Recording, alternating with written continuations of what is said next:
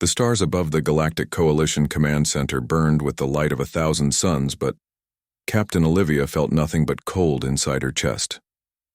The war room was silent except for the soft hum of the massive holographic displays that showed the planet Ethex 6 rotating slowly in the center of the chamber. Around her, the brass of the High Command stood with their arms crossed, waiting for her response. General Marcus had just given her the order, and it echoed in her mind like a curse fire. Everything at the Dragon Colony wiped them from existence. The Council has decided they pose too great a risk to human expansion. Olivia had been in the military for 15 years.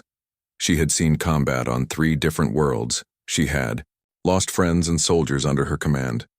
She understood orders and she understood duty, but this order felt like poison on her tongue. The dragons, she asked carefully. They have never attacked a human settlement. General Marcus turned to face her. His face was weathered, and his eyes held no mercy. The dragons are weapons, Olivia.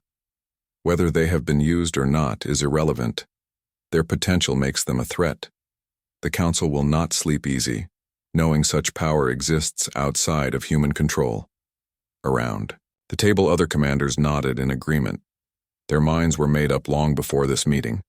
Olivia realized she was here not to discuss the order but to receive it and carry it out.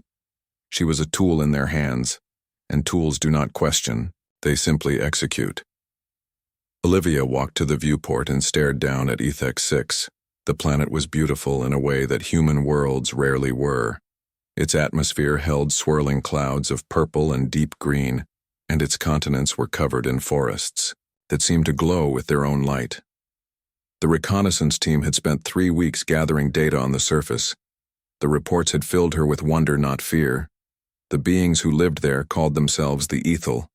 They were tall and graceful, with skin that seemed to shift colors in the light as if they were alive within a radiance. Their civilization was ancient, older than humanity by countless generations. Yet they lived in peace with their world, building structures that grew from the earth itself rather than dominating it. And the dragons, Olivia had seen the footage from the drones. The creatures were magnificent, not monstrous. They ranged in size from creatures as large as houses to smaller beings, no bigger than horses. Their scales held colors that seemed impossible, colors that hurt to look at because they did not fit within normal perception. Their eyes held intelligence that was undeniable. One of the reconnaissance officers had written in his report, "The dragons paint. The dragons compose music. They gather in circles and appear to engage in philosophical discussion. Their intelligence is unquestionable. Recommendation, request official first contact. Protocol General Marcus broke her thoughts. Captain, your orders are to strike at 0600 hours tomorrow. The ship will be in position by then. All surface targets are to be eliminated. The dragons, the Ethel, all of it. We cannot take the chance that they might pose a problem." Later, Olivia turned back to face the general. Her hands were shaking with suppressed emotion, but her voice was steady. "Understood, sir." She left the war room and walked through the corridors of the station. Her mind was a storm. The bridge of her ship, the stellar dawn, waited for her commands, and they waited for her to become an executioner of innocence. She entered her quarters and locked the door behind her. For hours she stared out the window at Ethex 6 and thought. The humans who gave this order thought in a language of fear and control. They saw intelligence and power and immediately thought of conflict. They could not imagine a world where different species lived together in peace, where knowledge was shared freely, where art and philosophy were valued above. Expansion and conquest. Olivia had grown up on a border world where human colony ships had come into contact with a native species called the Trell. The first human response had been aggressive, but one commander had chosen to negotiate instead of attack. Within a generation, humans and Trell lived as neighbors, and the trade between their worlds enriched both species. Hundreds of thousands of lives flourished because one person chose a different path. She thought about the officer on Ethex 6 who had written those words about the dragons painting and composing music. What kind of creature paints? What kind of being composes music? The same kind that humanity was about to erase from existence. By dawn, Olivia had made her decision, dressed in her captain's uniform, and entered the bridge of the Stellar Dawn. The crew snapped to attention. Command, the first officer saluted. Olivia took her seat in the command chair and drew a deep breath. "All hands, this is the captain," she announced. "Over the comm system, execute plan. Alpha 7 plan." Alpha 7 was not the plan the High Command had given her.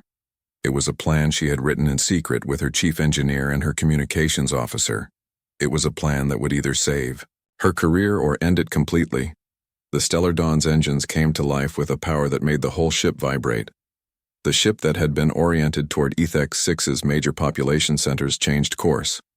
It dove toward the planet's atmosphere, instead of remaining at weapons range. "What are you doing?" the communications officer suddenly said. His voice was panicked.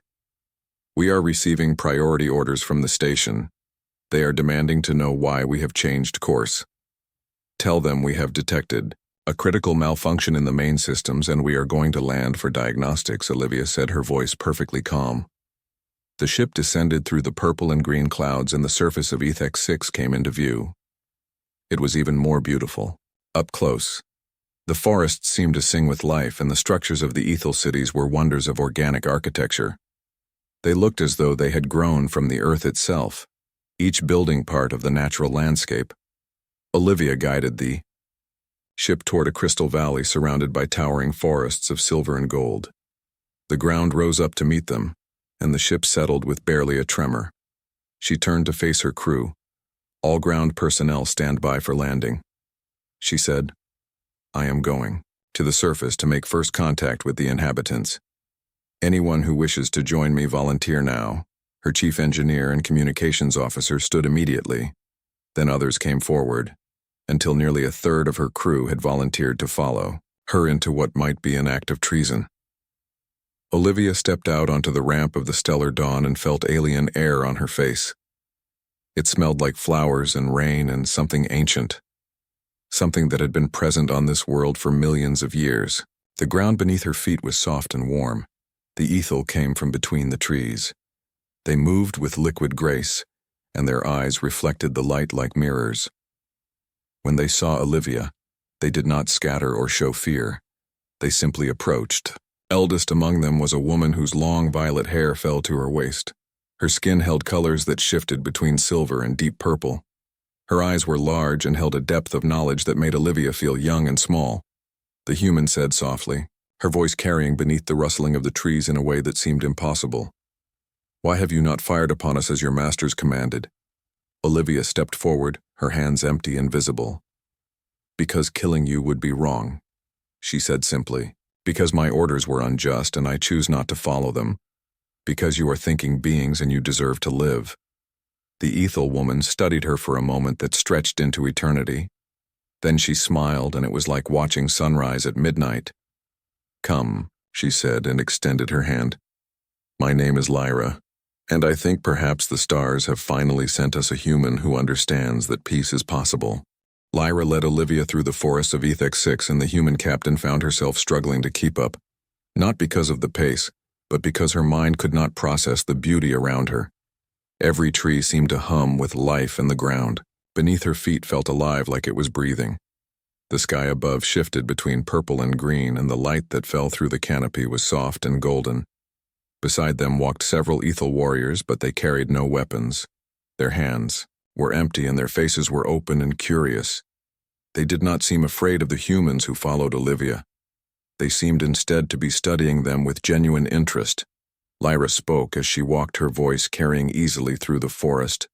"The High Council of Humans fears what it does not understand and what it cannot control. This is the way of young civilizations. You have not yet learned that intelligence takes many forms, that power need not be used as a weapon, that difference can be beautiful rather than threatening." "How do you know this?" Olivia asked. "I mean, how do you know what the council is thinking? How did you know about my orders?" "The dragons told us," Lyra said without breaking stride. "The oldest among them can sense the thoughts and emotions of others when they wish to.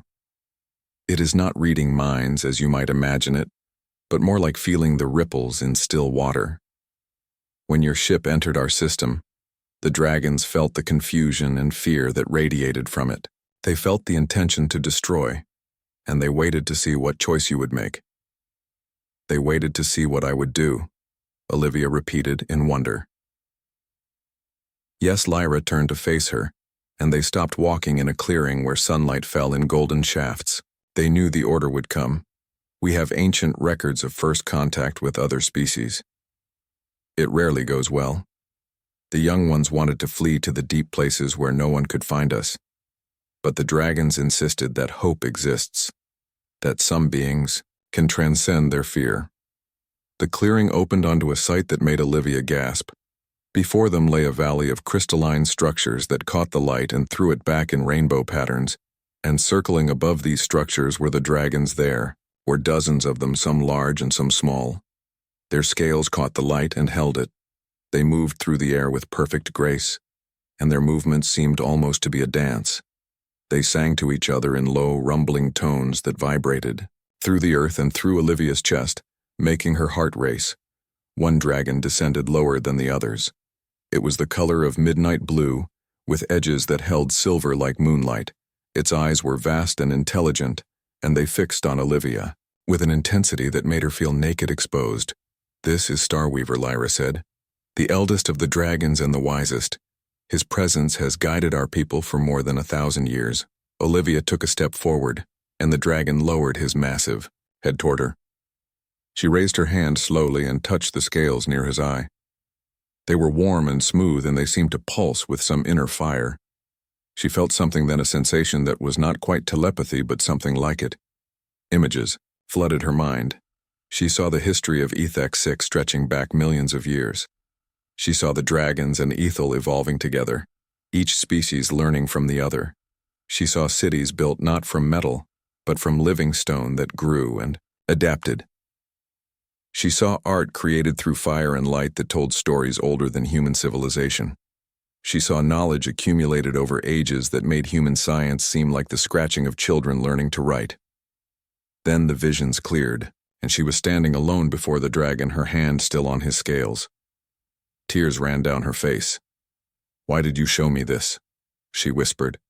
"Because we need you to understand what you almost destroyed." Starweaver did not speak in words, but in emotions, that Olivia understood perfectly.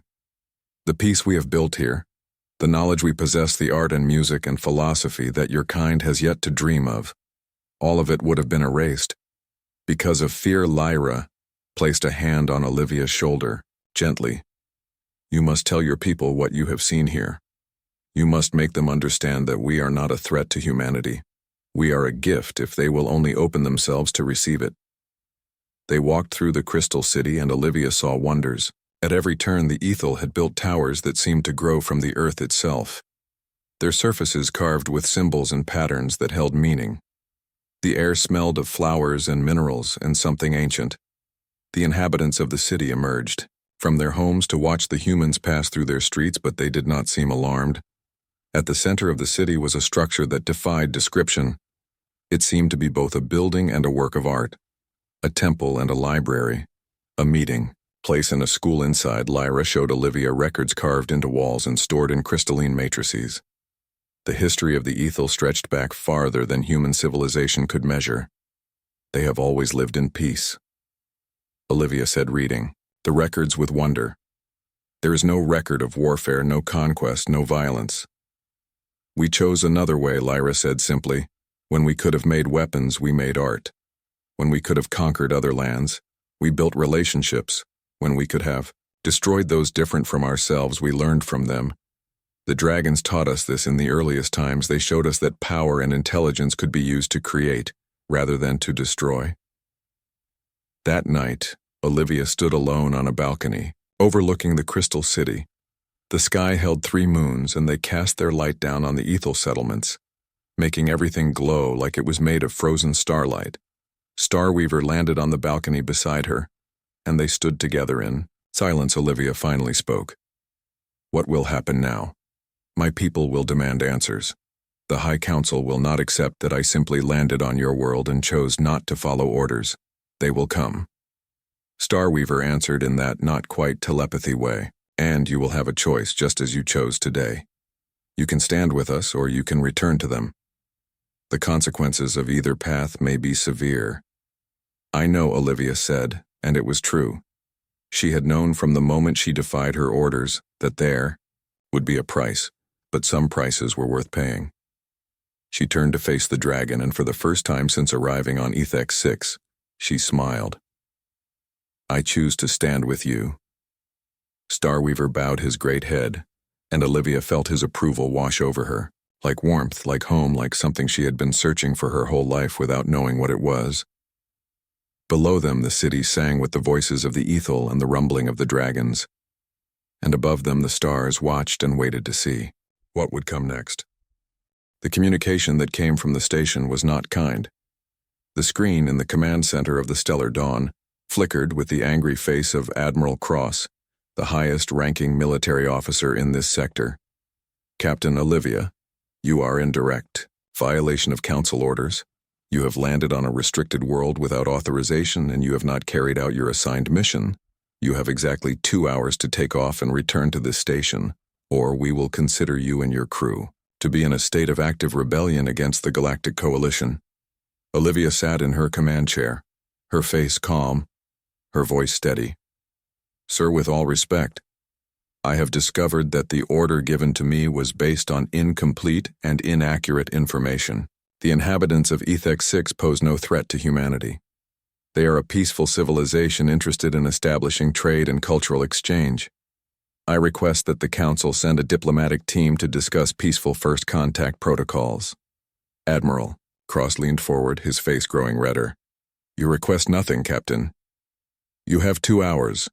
The screen went black. Olivia stood and addressed her crew, which had gathered in the bridge. The Admiral is not going to listen to reason. We knew this when we made our choice. The question now is what we do next. Her communications officer, Lieutenant Davis, spoke up. Captain, what about our families? Our people back on the Coalition worlds? If we are declared rebels? I know, Olivia said, and the weight of what she had done pressed down on her shoulders.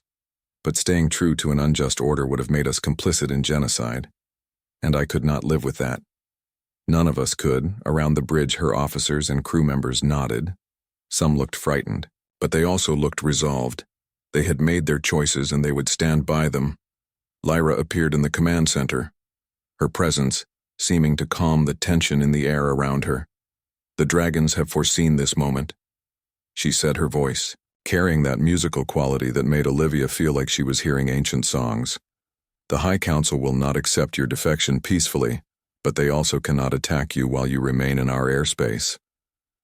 The treaties that govern this sector prevent military action against a planet that has not declared warfare. How long can we stay here, Olivia asked. As long as you need, Lyra said. But you must prepare your people. They will come eventually, perhaps not today, but soon. The Council will try pressure and negotiation before attempting force. They will offer you amnesty if you leave us. They will threaten your families. They will do everything they can to divide us. Olivia knew this was true. The military machine she had served for 15 years had many tools at its disposal, and they would deploy all of them to bring her back in line. She had a choice to make, and it was not an easy one. She could surrender now and face a military tribunal. She could flee with her crew to the outer reaches of space. But there was a third option. We broadcast, Olivia said finally. We tell the story of what happened here. We show humanity what lives on this world. We show them the art and the culture and the knowledge that the Ethel possess. We make it impossible for the Council to simply erase this place from history. Davis went pale, Captain. If we do that, I know, Olivia said, I know the consequences. It will be considered treason of the highest order. But if we do nothing, then history will be written by those in power, and the truth will be buried. Lyra nodded slowly as if approving of a student who had finally learned the right lesson. This is wisdom. You understand that sometimes the cost of truth is everything over the next hours. Olivia and her crew worked with the Ethel to prepare a broadcast. They recorded footage of the crystal cities. They captured the beauty of the forests and the sky. They filmed the dragons and the Ethel in their daily lives. They gathered the philosophical writings that Starweaver had offered to share. They compiled records of peaceful contact between different species throughout history, and they showed how each peaceful encounter had enriched all parties involved. When everything was ready, Olivia stood before the cameras and spoke directly to humanity. "My name is Captain Olivia Thompson, and I am broadcasting from the planet HFY in direct violation of military orders. I have done this not out of disobedience, but out of conscience. I was ordered to destroy this world and its inhabitants. I could not and would not follow that order." She told the story of the dragons and the Ethel. She spoke of their intelligence, their art, their philosophy. She explained that the High Council had given the order to destroy them based on fear and the need for control, not on any actual threat. "The dragons are not weapons," she said. "They are thinking beings with complex emotions and wisdom that exceeds our own. The Ethel have lived in peace for millions of years, not because they are weak, but because they have chosen a path of creation over conquest." She looked directly at the camera, and her eyes held absolute certainty. "I stand before you, now willing to face whatever consequences my actions bring, because I could not murder innocents to follow an order. I could not become complicit in genocide. I could not live with the blood of thinking beings on my hands. And I ask you, my fellow humans, to consider what kind of civilization we are building if we destroy everything that is different from us, if we cannot imagine a universe where different species live together in peace and mutual benefit." As the broadcast was being transmitted, Starweaver emerged from the forest with dozens of other dragons. Their scales caught the light and threw it back in colors that seemed to hold stories themselves. They did not seem threatening. They seemed almost to be offering themselves as evidence of their own peace. The broadcast went out across all human channels. It reached every ship, every station, every colony. Every human in this sector of space saw what Olivia had chosen to share. They saw the beauty of HFY. They heard the music of the dragons. They read the philosophical writings of the Ethel. And they made up their own minds about what they believed on the station. Admiral Cross watched the broadcast, his face growing darker with each passing moment, but he could not simply attack now. Public opinion was shifting. The people of the coalition were asking questions. Why had they been kept in the dark? Why had they not been told about peaceful civilizations? Why were their leaders trying to commit genocide? The Admiral opened a new channel. "Captain Olivia, you have started something you cannot control. The Council is divided. Some want to negotiate with the Ethel based on what you have shown them. Others still believe they are a threat. This will not end the way you hope." Olivia knew he was right, but she also knew that the truth had been spoken, and truth once released could never be completely contained. "We will accept whatever negotiations the Council wishes to undertake," she said simply. "But know this, HFY will not be destroyed today or any day. The Ethel have chosen my people as their advocates on the larger stage of the galaxy, and we have sworn to stand with them no matter what the cost." She ended the transmission and turned to Lyra, who stood beside her. "What happens now?" the elf woman asked. "Now we wait," Olivia said, "and we hope that humanity is wiser than we feared." The first response came not from the military, but from scientists and philosophers across human space. Dr. Helena Pierce, a renowned biologist on the academic station Kepler, transmitted a message directly to the Stellar Dawn requesting an audience with Olivia and any Ethel representatives willing to speak with her. Within days, more scientists arrived, more scholars, more thinkers, who wanted to understand what Olivia had discovered. Lyra arranged meetings in the Crystal Cities, and Olivia found herself playing the role of translator between worlds. She brought the scientists into spaces that had been closed to outsiders for thousands of years. She watched as human researchers wept at the beauty of Ethel art.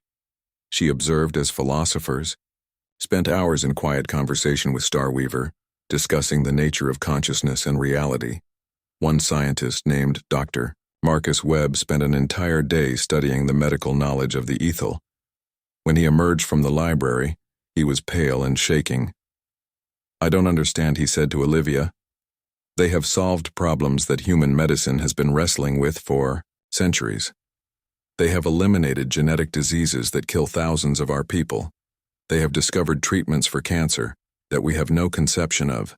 They have had millions of years, Lyra said simply, and they have chosen to use their time, seeking truth, rather than seeking power. Word of these discoveries spread through human space and the political situation began to shift. The council remained divided, but a new faction emerged, those who saw the possibility of partnership, those who recognized that the Ethel possessed knowledge that could transform human civilization. Then a message came from the highest levels of government. The High Council wished to negotiate. A delegation would be sent to HFY under a banner of truce. They came not to destroy but to discuss the terms of possible contact.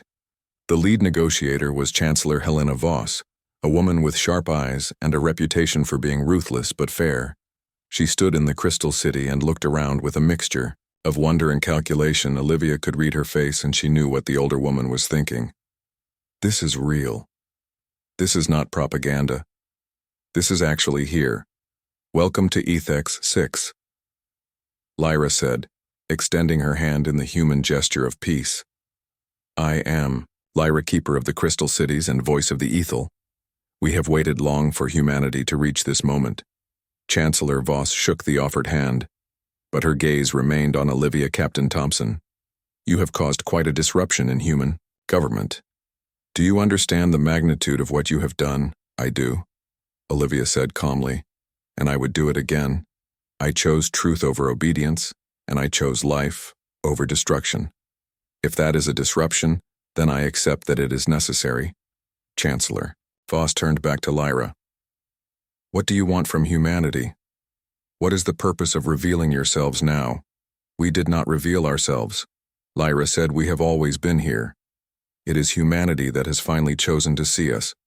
We want nothing more than what any civilization wants: peace, the freedom to exist without fear, the opportunity to share our knowledge with those willing to learn.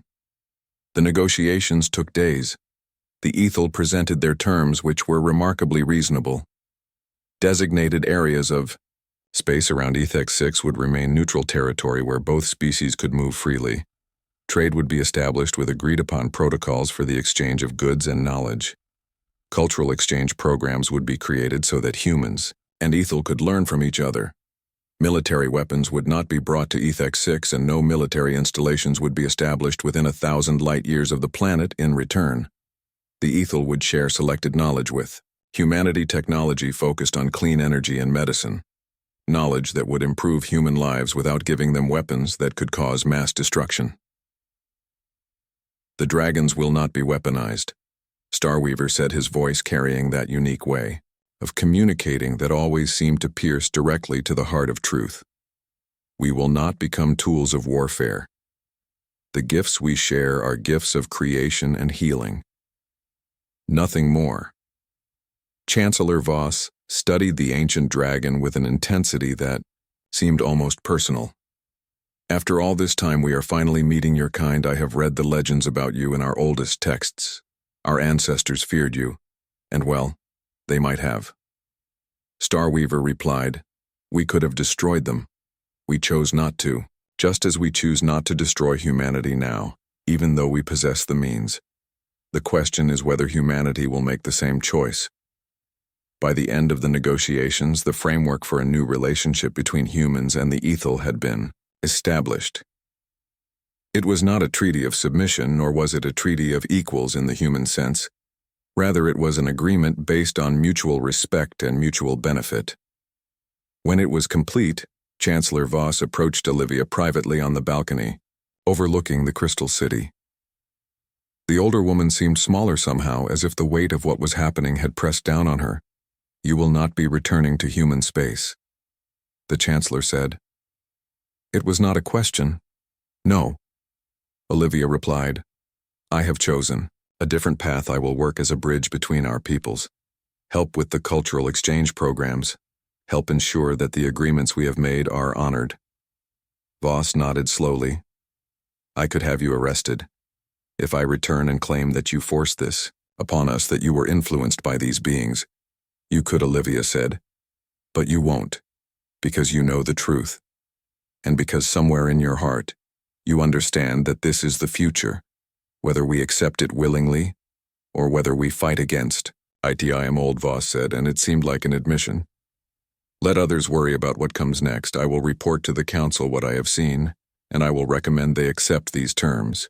Whether they accept my recommendation is out of my hands. But I suspect they will. Much of human space has already sided with the idea of partnership after seeing your broadcast. Olivia felt something in her chest ease slightly. Not quite relief, but something approaching it. The Chancellor extended her hand and they shook as Starweaver watched from above, circling through the sky. The dragon descended and landed beside them, his massive form, a living embodiment of the new reality they had created. Your species and ours must learn to live together, he said. We are grateful that you have the wisdom to try. As the Chancellor prepared to return to human space with her delegation, Olivia walked with her to the landing platform. You have changed history, Captain Thompson. Voss said. You have changed the course of two civilizations with one act of conscience. I simply chose not to commit murder. Olivia said. I chose not to follow an unjust order. But you are right that it has changed everything. And now you must live with what comes next. The Chancellor said, with something like sympathy. And whatever comes next will require people like you. People who are willing to bridge the gap between worlds. People willing to stand against their own kind, when their own kind is wrong. Olivia watched the Chancellor's shuttle lift off and disappear into the purple and green sky. Beside her, Lyra appeared, and they stood together watching the stars. The hard part begins.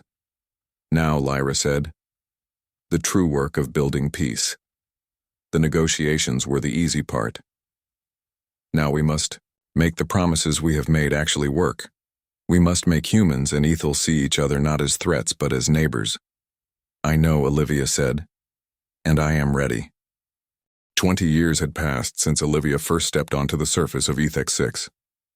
The woman who stood in the great hall of the Crystal City now bore the marks of those decades. Her hair held streaks of silver, her face was lined, but her eyes held the light of someone who had lived fully and without regret. The delegations had come and gone. Treaty conferences had been held.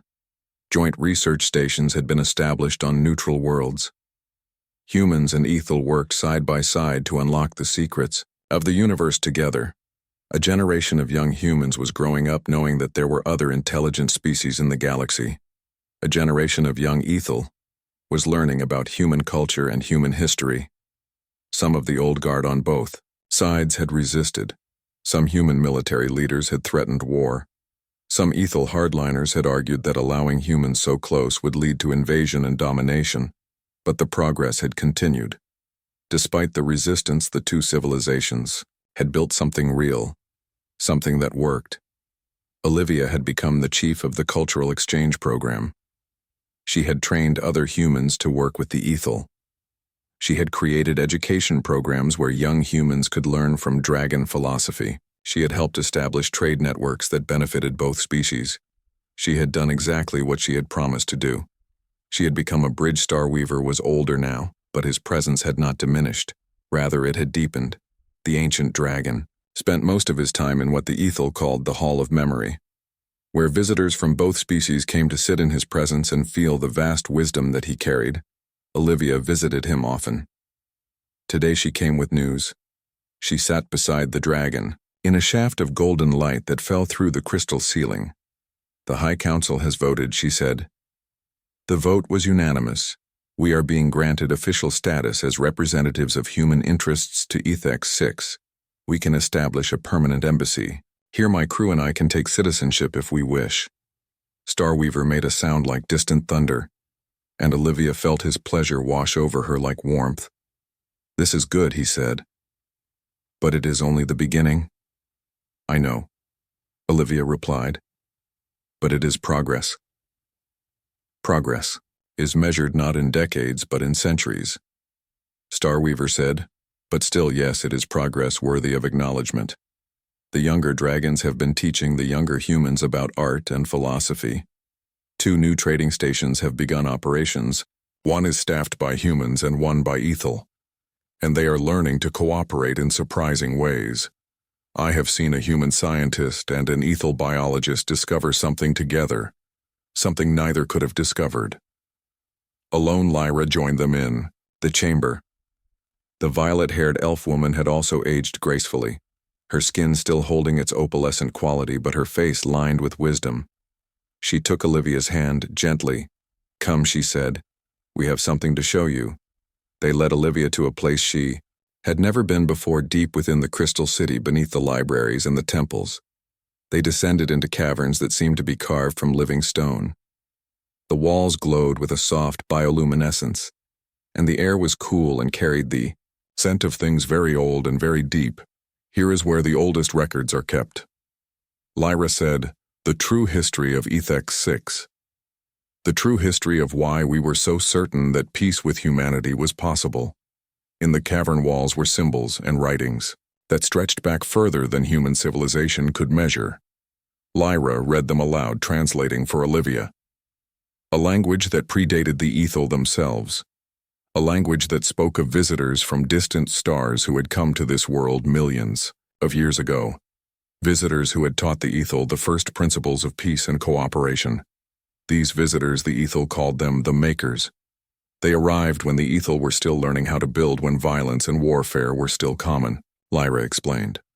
The Makers showed us that there was a different way. They taught us philosophy and art. They taught us that intelligence should be used to create rather than to destroy. And then they left. They said that one day another species would come to this world. And when they did, we would have a choice. We could treat them as the Makers had taught us, or we could become like the warlike civilizations of our own past. I am those future visitors. Olivia whispered. You are one of them, Lyra corrected, gently. The humans sent by the Council were the test. They would have been instruments of destruction. But you had a choice and you chose differently. You chose to carry forward the lessons that the Makers gave. A Starweaver moved deeper into the cavern, and before them appeared a mural carved into the stone itself. It showed creatures that were neither human nor ethel nor dragon. It showed beings that seemed to combine elements of all three. The carving was ancient, but it was unmistakably clear the Makers still walk among the stars. Starweaver said, They have seeded this galaxy with the knowledge that peaceful cooperation is possible. They have left markers and messages in countless places. We knew that humanity was coming. We have known for hundreds of years. This was the test. Why did you not tell me? Olivia asked, her voice shaking. Because the choice had to be yours alone, Lyra said. If you had known that you were fulfilling some ancient prophecy, then it would not have been a true choice. You would have been acting from duty to the past rather than from conscience in the present. Olivia sat down on the stone floor and felt the weight of 20 years, and the weight of what she had just learned. I defied orders, I risked. Everything. I believed I was making my own choice. You were, Lyra said, kneeling beside her. The fact that your choice aligned with the pattern that was set billions of years ago does not make it any less real, any less important, any less yours. For a long time, Olivia said nothing. She simply sat in the golden light of the cavern and let the truth settle into her bones. If the Makers are still out there. She finally asked, what comes next? That, Starweaver said, is not for us to know. Perhaps they are watching to see if humanity has learned the lesson. Perhaps they are waiting to see if this peace will hold. Perhaps they are simply watching the universe unfold in the way that ancient beings do. The future is written in possibilities, not in certainties. Olivia stood and looked at the mural again. She saw herself reflected in those ancient carvings. She saw the choice she had made reflected in stone, carved eons before she was born. Yet she also knew that the choice had been hers and hers alone. Come, she said to Lyra and Starweaver. I want to see the young ones. I want to watch the humans and Ethel who are learning to work together. I want to see what they are building for the future. As they walked back through the crystal city, Olivia thought about the moments that had led her to this place, the order to destroy the moment of decision, the broadcast that had changed everything, and beneath it all, the knowledge that somewhere in the deep past, ancient beings had walked among the stars, leaving seeds of wisdom and hope. The peace that had been built was fragile still. It would require constant work and constant vigilance. There would be setbacks and conflicts. There would be those who wanted to return to fear and division, but there would also be a generation growing up knowing that different species could work together, that intelligence could be used to create rather than destroy, that the universe was large enough for all of them, and that was worth everything. Olivia had sacrificed. The great hall of the Crystal City humans and Ethel worked side by side. Dragons circled overhead singing their ancient songs. The stars looked down on Ethek 6, and if they held secrets, and if ancient beings were watching, then perhaps they were satisfied, perhaps they were waiting to see what this species would choose next. Given the chance to grow together, given the chance to learn from each other, given the chance to build something that had never existed before in the history of the galaxy, the possibilities were infinite, and they stretched ahead like the path of starlight itself.